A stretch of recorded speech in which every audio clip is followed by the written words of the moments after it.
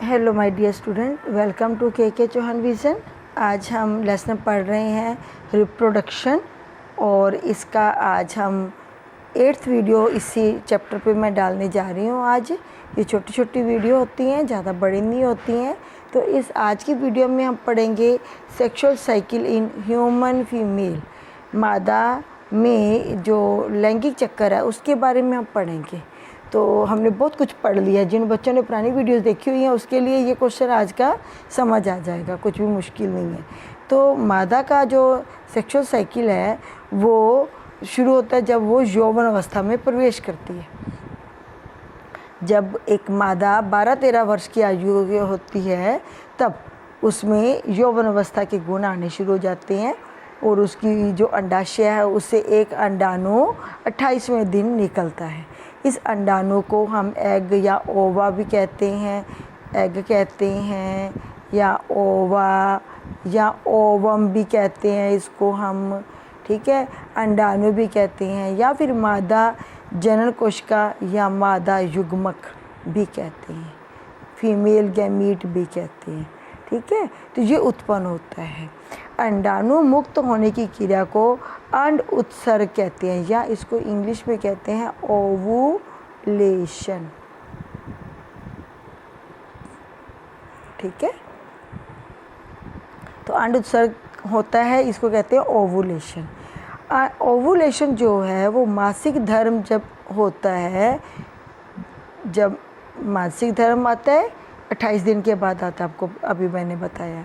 जब ये मासिक धर्म हो जाता है उसके बाद 10 से 12 दिन के बाद जो अंडाशय है वो एक अंडाणु या मादा जनन कोशिका बनाता है।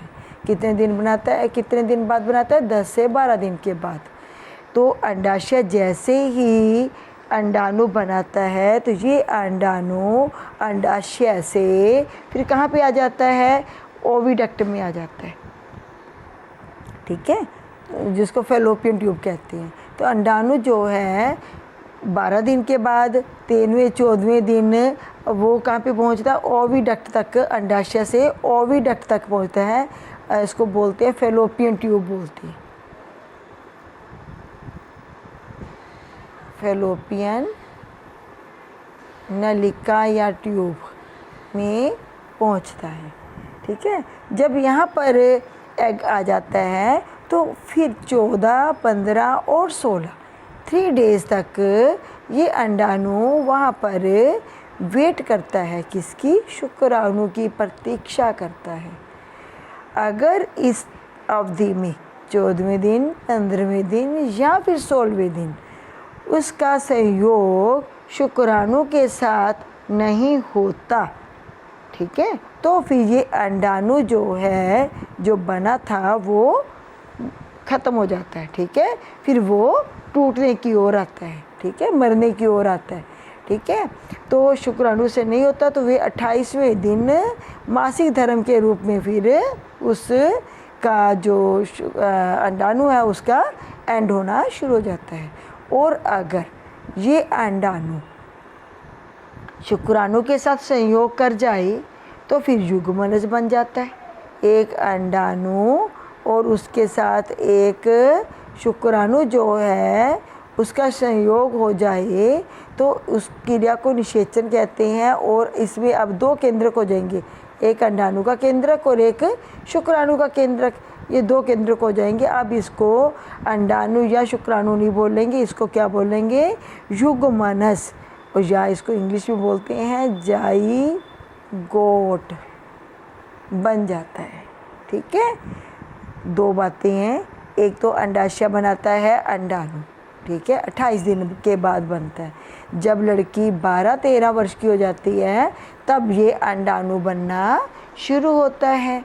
और ये अंडाणु जब बनता है तो इस क्रिया को अंड उत्सर्ग कहते हैं, अंडाशय के द्वारा बनाया जाता है। अंडाशय से जब यह अंडाणु बनता है तो 10-12 दिन के बाद बनता है, ठीक है। मासिक धर्म होने के 10-12 दिन बाद ये अंडाणु बनता है।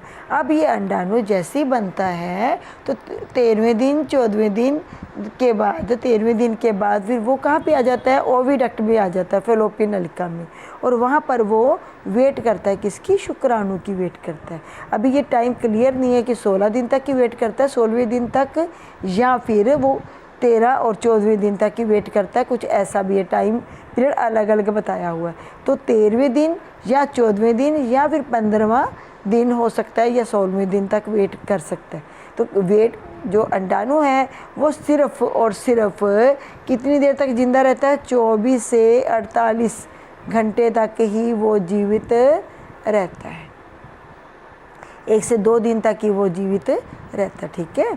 अब ये जब 16वें दिन तक उसको शुक्राणु मिल जाए अगर, तो वो क्या बन जाएगा, युग्मनज बन जाएगा, और फिर उससे भ्रूण बनेगा, और फिर भ्रूण का पोषण जो है वो गर्भाशय में होएगा, मादा के गर्भ में होएगा, और गर्भाशय में फिर भ्रूण को पोषण भी चाहिए। तो पोषण किसके थ्रू होता है, प्लेसेंटा के थ्रू होता है। हिंदी में इसको, इंग्लिश में इसको प्लेसेंटा कहते हैं, और हिंदी में अपरा कहते हैं इसको। तो अपरा के द्वारा ये शुरू होता है, या प्लेसेंटा के द्वारा भ्रूण का पोषण किया जाता है। और अगर इस अंडाणु का जो अंडाणु है उसका शुक्राणु के साथ संयोग नहीं होता तो फिर युग्मनज भी नहीं बनेगा।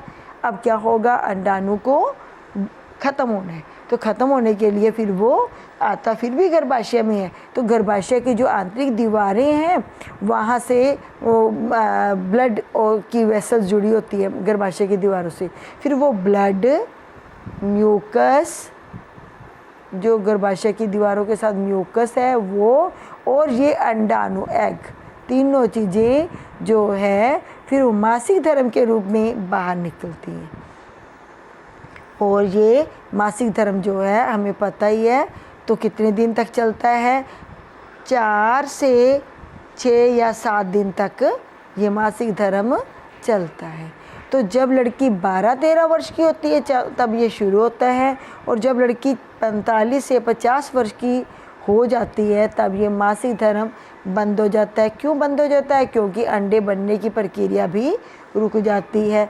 अंडा नहीं बनेगा तो फिर वो टूटेगा कैसे, और टूटेगा नहीं तो फिर टूटेगा नहीं तो फिर मासिक धर्म भी नहीं होगा। तो जब औरत, एक फीमेल जो है 45 से 50 वर्ष की हो जाती है तो मासिक धर्म और अंड उत्सर्ग दोनों ही प्रक्रियाएँ रुक जाती हैं, ठीक है। अब हम थोड़ा और आगे चलते हैं। तो इस क्वेश्चन में हम पढ़ेंगे कि गोनैड्स क्या होते हैं, सेक्स हार्मोन क्या होते हैं, ठीक है। और जो मासिक चक्कर अभी मैंने आपको बता ही दिया है वही क्वेश्चन है। तो मानव में नर और मादा दो ही होते हैं, इनमें गोनैड्स क्या क्या होते हैं, नर में कौन से गोनैड्स पाए जाते हैं, जनन अंग पाए जाते हैं, और मादा में कौन सी जनन कोशिका पाई जाती है। तो गोनैड्स, पहले तो हमें परिभाषा आनी चाहिए, गोनैड्स कहते किसको है, तो ये जनद बोलते हैं इसको हिंदी में, और इंग्लिश में इसको गोनैड्स बोलते हैं, ठीक है। तो ये गोनैड्स जो है मनुष्य के प्रजनन अंगों को गोनैड्स या जनद कहते हैं। इसमें नर में तो टेस्टिस पाई जाती है, ठीक है, ES के साथ भी लिख सकते हैं हम, IS के साथ भी लिख सकते हैं। और मादा में क्या पाई जाती है, ओवरी या अंडाशय, इसको वृषण कहते हैं, टेस्टिस को, ठीक है, टेस्टिस या फिर वृषण पाए जाते हैं, ठीक है। तो अब वृषण कैसे होते हैं, टेस्टिस कैसी होती है, तो मेल में, नर में एक जोड़ी वृषण की एक थैली में बंद होती है, उस थैली का नाम क्या है, सक्रोटम बोलते हैं, शुक्राशय बोलते हैं, ठीक है। तो आप इस लाइन को और क्लियर करने के लिए नर जनन तंत्र वाला वीडियो आप देख सकते हो, ये है रिप्रोडक्शन पार्ट 6 होएगा, शायद देख लेना। इसका जो टेस्टिस है इसका भार 12 ग्राम होता है, और इसका मुख्य कार्य शुक्राणु बनाना है। शुक्राणु क्या होते हैं, शुक्राणु कुछ कुछ इस आकार के, और पीछे एक लंबी टेल होती है, ये इसका हेड होता है, और ये इसके बीच में न्यूक्लियस और थोड़ा साइटोप्लाज्म होता है, कोशिका द्रव्य होता है। और शुक्राणु जो होता है उसको हम नर जनन कोशिका कहते हैं, मेल गैमीट कहते हैं, स्पर्म भी कहते हैं इसको। क्या कहते हैं? स्पर्म। अंडाशय क्या होता है? ये बादाम के आकार का होता है, हल्के रंग के होते हैं, और अंडाशय कितने होते हैं? 2। ये भी एक जोड़ी है और ये भी 2, एक ही मतलब है ना। तो ये हमारी उदर, जो फीमेल की उदर है ना, जो पेट का नीचे वाला हिस्सा होता है, उसको हम उदर या एब्डोमिनल कहते हैं। ठीक है,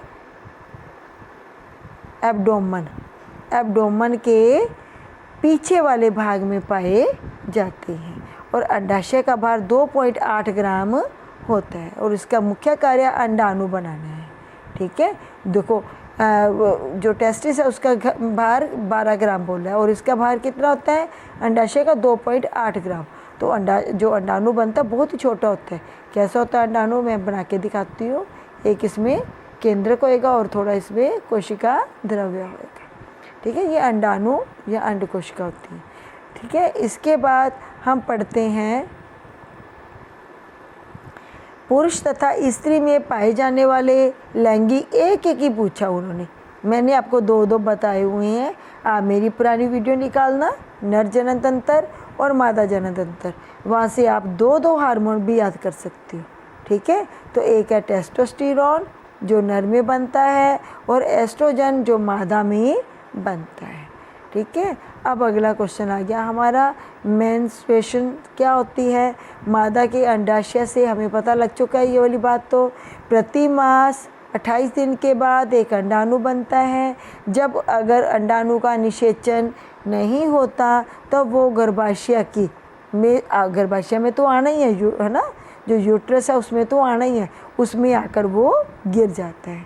अब गिरता है तो क्योंकि गर्भाशय की जैसी अंडाणु बनाना शुरू करता है ना अंडाशय, वैसे ही गर्भाशय जो है ना वो भी अपनी दीवारों को मोटा करना शुरू कर देता है।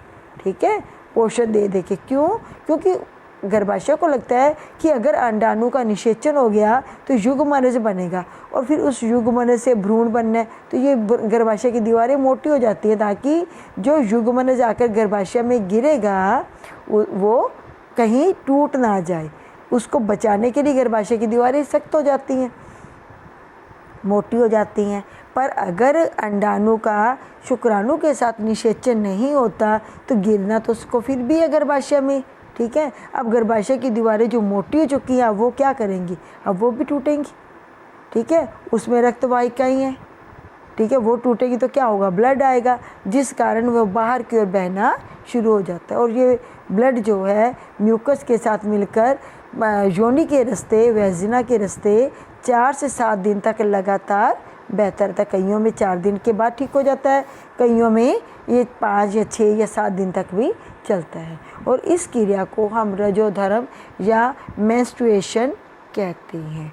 और ये जब लड़की 12-13 वर्ष की होती है तब शुरू हो जाता है, और जब लड़की 45 से 50 वर्ष की होती है तब तक ये लगातार चलता रहता है। एवरी मंथ, हर महीने 28वें दिन एक अंडा फिर बनता है, फिर वो अगर उसका निषेचन नहीं होता तो टूटता है। इस पूरी प्रक्रिया को हम रजोधर्म या मेंस्ट्रुएशन या आर्तव चक्कर कहते हैं। एक क्वेश्चन और है मेरे पास और उसके बाद ख़त्म आज का टॉपिक। तो अब है रजोदर्शन, ये तो आपको बिल्कुल ही अब आता है, इसको इंग्लिश में बोलते हैं मीनार्क। और एक है मेनोपास। ठीक है, तो जब लड़की 12-13 वर्ष की होती है तब जो है मासिक धर्म शुरू होता है। ठीक है, अंडाणु बनना शुरू होता है, और प्रत्येक 28 दिन के बाद ये अंडाणु अगर निषेचन नहीं होता तो वो टूटता है और रक्तस्राव होता है, और ये रक्तस्राव 4 से 7 दिन तक रहता है। इस पूरी प्रक्रिया को हम रजोदर्शन कहते हैं। पर जब एक फीमेल जो है 40 से 45 वर्ष की हो जाती है तो उसके जो अंडाशय है उसके द्वारा अंडाणु बनना बंद हो जाता है। तो अधेड़ अवस्था लगभग 40-45 वर्ष की आयु में कुछ प्राकृतिक प्रक्रियाएं समाप्त हो जाती हैं। अंडाणु का बनना समाप्त हो गया, अंडाणु नहीं बनेगा तो रक्तस्राव नहीं होगा, अंडोत्सर्ग नहीं होएगा और रक्तस्राव नहीं होगा। अंडोत्सर्ग को ओवुलेशन कहते हैं, ओवुलेशन। ठीक है, तो आज की ये वीडियो जो थी वो थी फीमेल में sexual cycle in human female. ठीक है, तो मेरे को लगता है कि ये छोटे छोटे क्वेश्चन थे, एक ही टॉपिक पर मैं रिलेटेड क्वेश्चन निकालती हूँ, तो मेरे को लगता है कि आपको समझ आ गए होंगे। Thanks for watching this video, thank you.